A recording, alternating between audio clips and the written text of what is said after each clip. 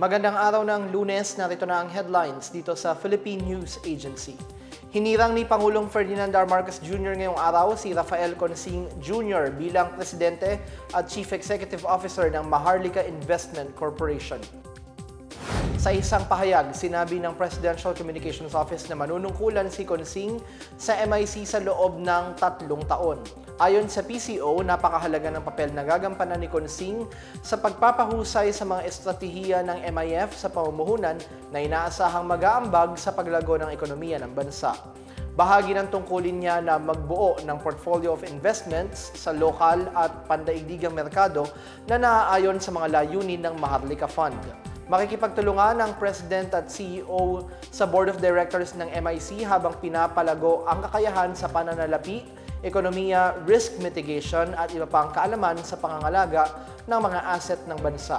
Naninilbihan si Consing bilang Executive Director ng Office of the Presidential Advisor for Investment and Economic Affairs. Siya ay dating opisyal ng mga kumpanyang International Container Terminal Services Incorporated, HSBC Hong Kong at HSBC Singapore, appointees at Bankers Trust Company and Multinational Bank Corporation.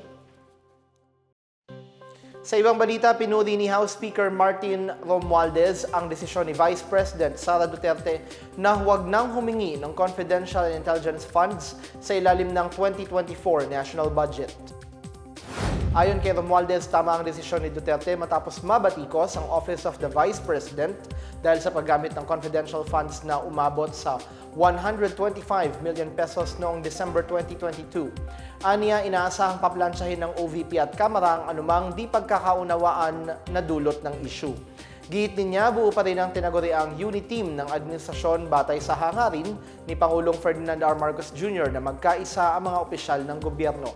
Matatanda ang nagdesisyon ang pangalawang Pangulo na hindi na kukuha ng confidential funds sa paniniwalang hahatiin lang ng naturang issue ang mga Pilipino.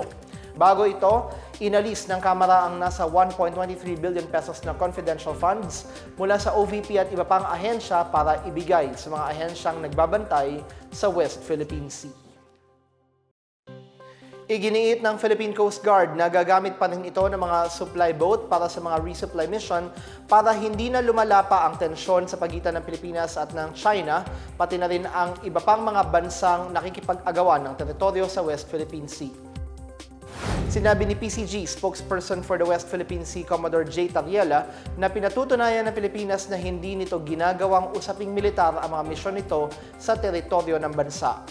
Noong Biyernes, nagsagawa ng resupply mission ng PCG sa BRP Sierra Madre sa Ayungin Shoal sa kabila ng panghaharang at pambobomba ng water cannon ng China Coast Guard at Chinese militia. Naghain na rin ang gobyerno ng panibagong diplomatic protest laban sa agresibong aksyon ng China. Tiwala si Tariela na magpapatuloy ang ligtas na pagsasagawa ng resupply mission sa BRP Sierra Madre maliban kung sasadyain silang atakihin o banggain ng mga barko ng China.